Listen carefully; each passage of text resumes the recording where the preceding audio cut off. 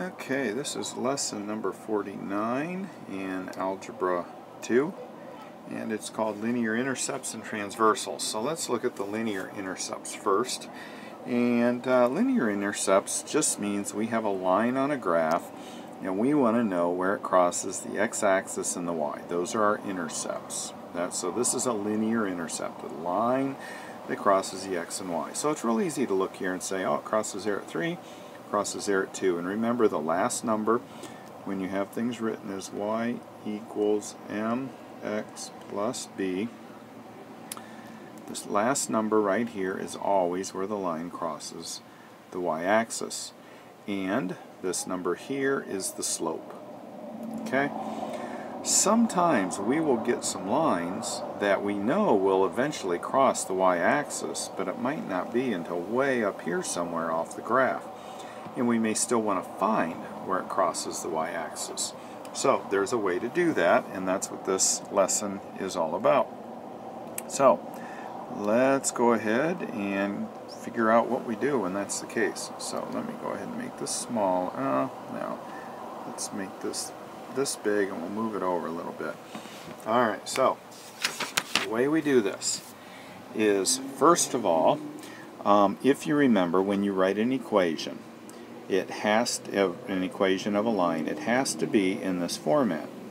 And you have to know the y-intercept, and you have to know the slope. Okay? This will be a y, and this will always be an x. But you have to know the slope and the y-intercept. Those are the two have-to-haves. Alright, so that's what we're looking for. So first thing we're going to do is we're going to look at the slope. Now, if we take a point, let's say we take this point here, and then let's take this point here, because I recognize where those are. This point up here is a 3, 6, and this point down here is 4, 0, right? And if you remember, slope is, okay, this might be new information here. Little triangle is a Greek letter delta, which means a change in. Is the change in y over the change in x, which really means y2 minus y1 over x2 minus x1. So what I'm going to do is I'm going to look at I'll do this in blue, look at my y's and take the difference. And then I'm going to take the difference of my x's. And I'm going to get 6 over negative 1 or negative 6. So that, in my y equals mx plus 2, that is my y value. Oops, b. I don't know where that 2 came from. Negative 6x plus b. Now I'm looking for the b. Well, that's going to be a little bit tricky to find, since I can't tell where in the world this line is going to cross my x-axis. So let's see what we can do here. All I have to do is know the slope, which I have right here, negative 6, and one other point on this line, and I can find out where it crosses the y-axis. So let's find one point on this line. Well, the easiest point would be this one right here. Doesn't matter which point, but you're going to want to find one like here, here, here. I mean, I don't want that one because I don't know what number that is. I came over 4 and looks like it may be a half, but I don't know exactly, whereas this one I know it's 4, 0. Okay, so let's use that one. So I'm going to take the information that I know here, and I'm going to put in the x position 4, and in the y place 0, because that is that point right there. So I'm going to write it as 0 equals negative 6 times 4 plus b. So my only variable then is b. So 0 equals negative 24 plus b. Add that to both sides, and 24 equals b. So what is that? b is always my y-intercept, where it crosses the y-axis. Now, yeah, it may be way up here somewhere, but it is at 24. So even though this is 6, it'll go way up higher to 24. So now my equation looks like y equals negative 6 x plus 24. So that is the equation of that line right there. So that's how I found my slope as well as my y-intercept.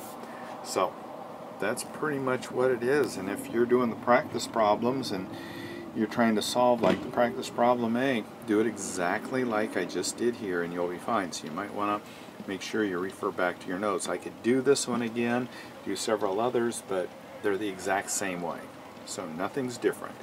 You find the slope, and then you take a point on the line that you know, like in this case, it was 4, 0. Plug the 4 in for the x, the 0 in for the y, the slope to be found here, and then all you're looking for is the b, the y-intercept. Once you find b, then you put it here, and you get your -6 here, which is your slope, and you put the x and the y back. The x and the y will always be there. The only ones that are numbers are going to be the slope and the y-intercept. Okay, so let's do transversals. Okay, so a transversal, if you remember, we've got two parallel lines. Remember, these little arrowheads mean they're parallel, and we have a line being drawn through them. This is the transversal. So they're asking us to find the length of A, B, the angle P, and the angle Z, given the information. Well, I know Z plus 153 is going to be 180. It's going to give me a straight line. So finding Z is really not going to be that hard. It's going to be 27 degrees. I also know then if Z is 27, that P also has to be 27. Okay? Now, given this triangle here, I'm supposed to be finding A and B. Well, in order to find the length of a triangle, of the sides of a triangle, I have to know two sides. I only know one. So therefore, if I don't know two sides and I'm still asked to find the sides, I know I'm going to have to use trigonometry, you know, sine, cosine, and tangent. Because I do know P is 27. Let's put 27 there. So, what do I know? I know a hypotenuse. So what trig functions do you know that have to do with a hypotenuse? Sine and cosine.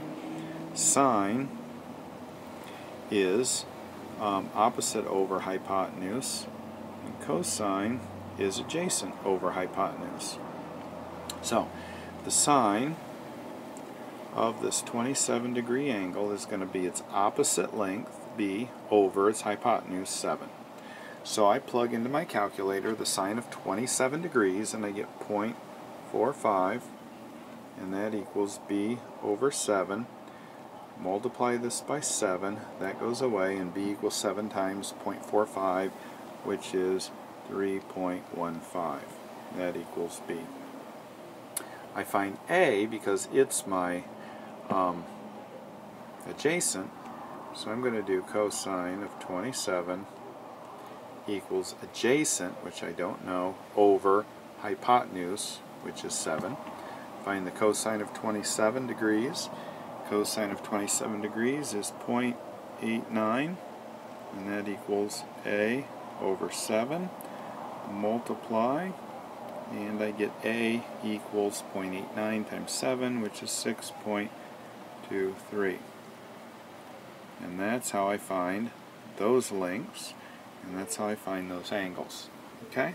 So that is it for lesson number 49. So shouldn't have any trouble with these.